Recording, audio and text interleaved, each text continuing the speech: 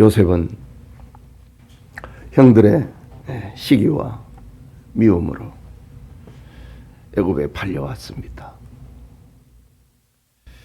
또 친위대장 보디발의 아내의 미혹과 교활한 모함으로 옥에 갇히고 말았습니다. 요셉은 이국 땅 애굽에서 거듭된 시련을 겪게 됩니다. 그에게 믿음과 소망과 사랑은 오직 하나님밖에 없었습니다. 감옥 생활을 하고 있는 어느 해에 새로운 죄수, 고위급 죄수와 한 방에 갇히게 되었습니다. 어느 날 바로왕의 술 맡은 관원장이 고민을 하는 겁니다.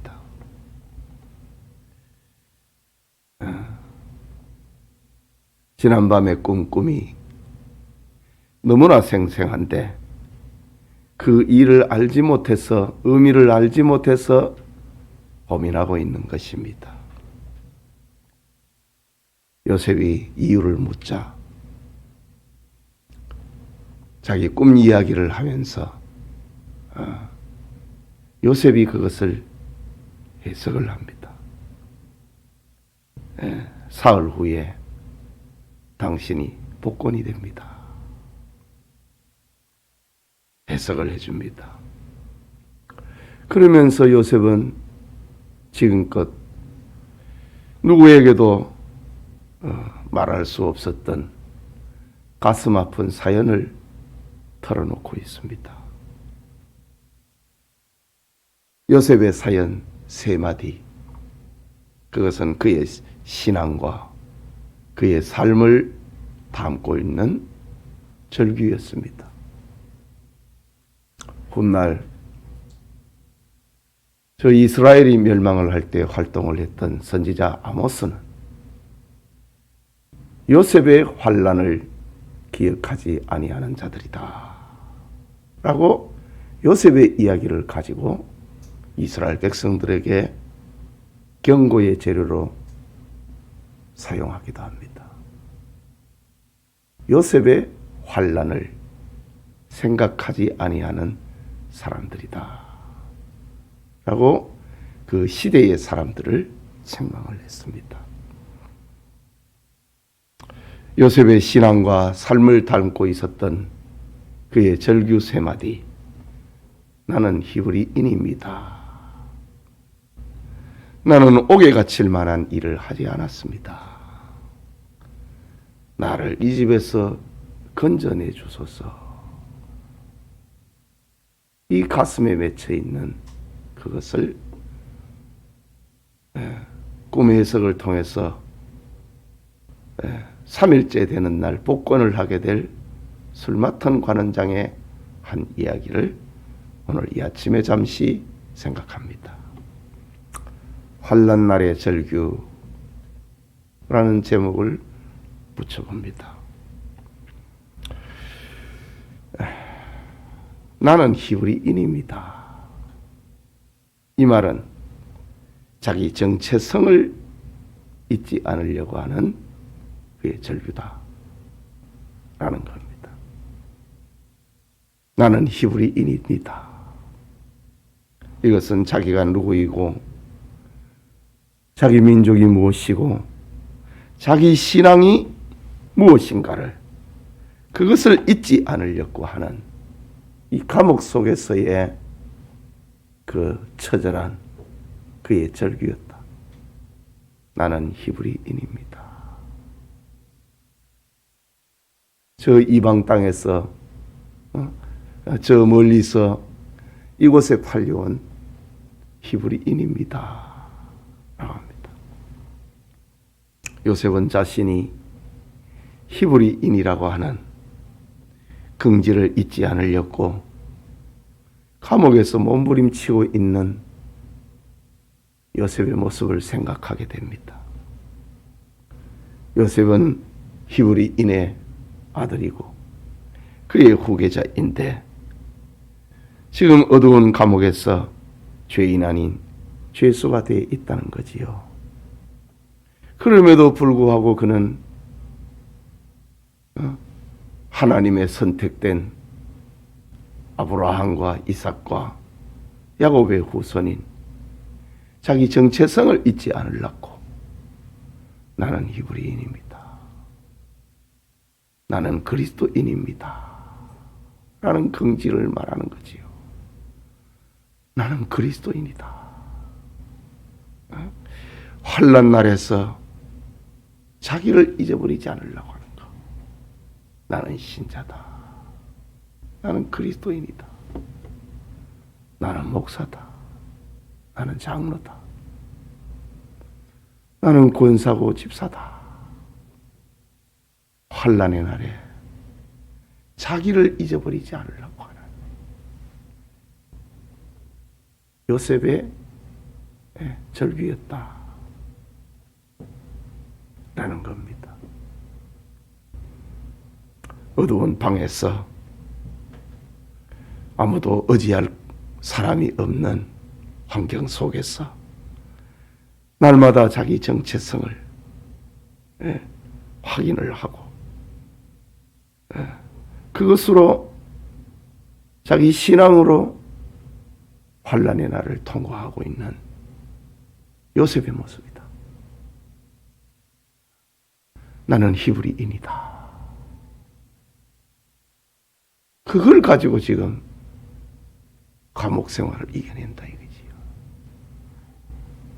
오늘 우리의 삶에서도 어찌 어려움이 없을 수 있겠습니까? 나는 히브리인이다. 나는 그리스도인이다. 이런 신앙의 정체성을 가지고 환난의 날을 이겨내는, 환난의 날을 통과하는 그런 은혜가 있기를 소원합니다. 그 다음에 나오는 말, 나는 옥에 갇힐 만한 일을 하지 않았습니다. 자기 결벽을 토해놓고 있는 절규입니다. 여기서도 40절 후반부에 여기서도 옥에 갇힐 일은 행하지 아니하였나이다. 사실 요셉은 옥에 갇혀야 할 이유가 없었습니다. 요셉이 애국의 종으로 팔려올 때나 친위대장의 집에 가정총무가 되었을 때나 그리고 옥에 갇힐 때나 그에게는 옥에 갇힐 죄가 없었습니다. 요셉에게 죄가 있다면 그것은 형제들의 죄에 동참을 하지 않은 죄였습니다. 형들의 미움을 받게 된 첫 번째 동기가 형들이 양을 빼돌리는데, 아버지의 양을 빼돌리는데 거기에 동참 안 했습니다. 그리고 그것을 아버지에게 이야기했습니다. 아버지, 형들이 양을 이렇게 빼돌리고 팔아먹습니다.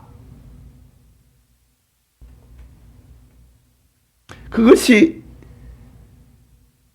요셉이 애굽에 팔려온 죄목이었습니다.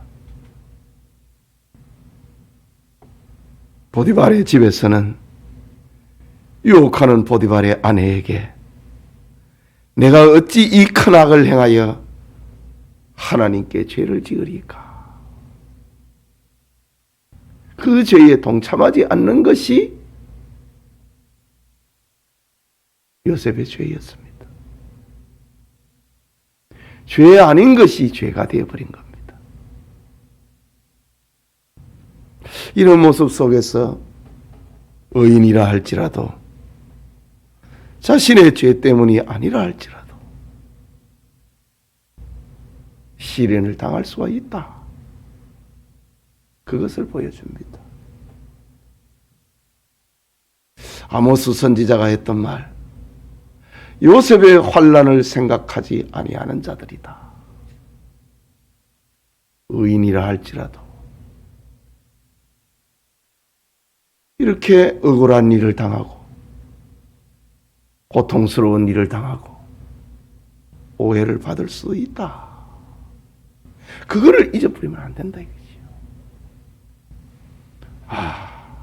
내가 왜 이렇게 됐는가?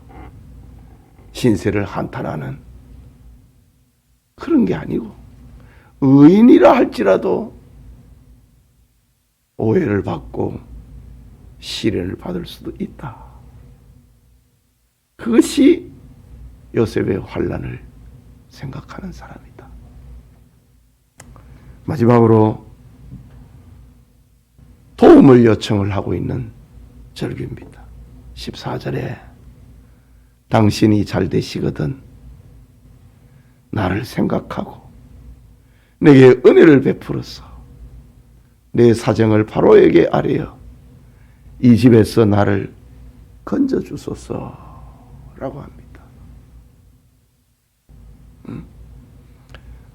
당신이 잘 됐거든 나를 생각해 주십시오. 나에게 은혜를 베풀어 주십시오. 그래서 이 집에서 나를 건져 주십시오. 요셉의 절규입니다. 그가 얼마나 외로웠으면은, 그가 얼마나 고독했으면은, 얼마나 지루하고 답답했으면은, 얼마나 고통스러웠으면은, 감옥에 들어온 죄수에게 꿈을 해석을 해주고, 당신은 이 꿈대로 될 것이니까 사흘이 되는 날 석방이 되고 복직이 될 것이니까 나를 좀 생각해 주십시오. 나에게 은혜를 베풀어 주십시오.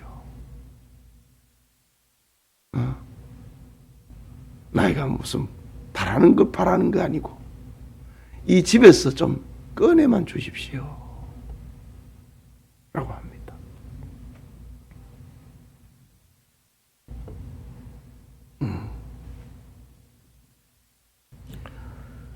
요셉은 환난 속에서 이처럼 자기를 잊지 않고 자기 신앙을 잊지 않으려고 몸부림쳤습니다. 술 맡은 관원장을 붙잡고 나를 건져달라고 부탁합니다. 그러나 세상은 자기 뜻대로 되는 게 아니었습니다. 소원대로 되는 것도 아니었습니다. 복직의 기쁨에 취했던 술 맡은 관원장이 요셉을 잊어버리고 말았습니다.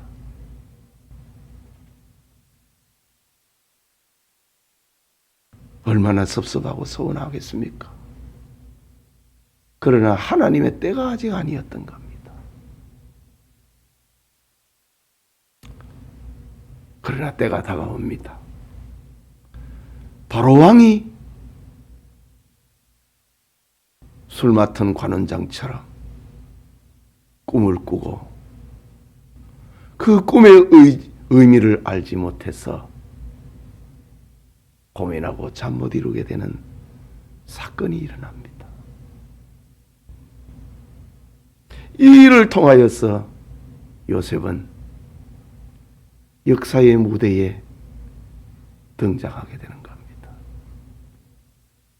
그냥 자연인으로 감옥에서 석방이 되는 게 아니고 일약 애굽의 총리로 등극을 하게 되는 계기가 됩니다. 이게 이제 하나님의 계획이거든요. 요셉은 하나님의 이 계획을 다 모르는 겁니다. 궁극적인 그건 알지요. 꿈을 주셨으니까. 곡식의 창고가 되고 하늘의 별이 되는 꿈을 주셨으니까. 그 꿈을 가지고 있는데 그 꿈을 이루기 위해서 현실은 녹록하지 않았다 이것이요. 내 계획대로 이렇게 되면은 하나님의 뜻이 이렇게 이루어질 것이다. 누구나 생각할 수 있는 거 아닙니까? 그러나 요셉은 자기가 계획하고 자기가 생각하는 대로 안 되는 거예요. 오해를 받는 거예요. 감옥에 갇히는 거예요. 기회가 왔나 싶었는데 또 잊혀져 버리고 마는 거예요. 이것이 우리가 살아가고 있는 인생이라 이거지요. 그럼에도 불구하고 요셉은 나는 히브리인이다.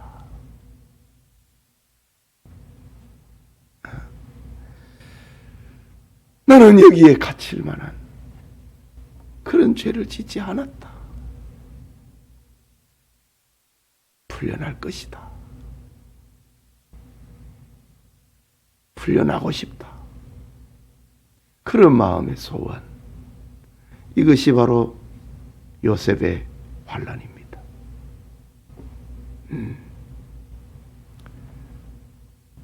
오늘 기도하는 여러분에게는 어떤 마음의 절규가 있습니까? 어떤 사연을 가지고 있습니까? 마음 깊은 곳에 어떤 기도가 있습니까? 하나님이 주신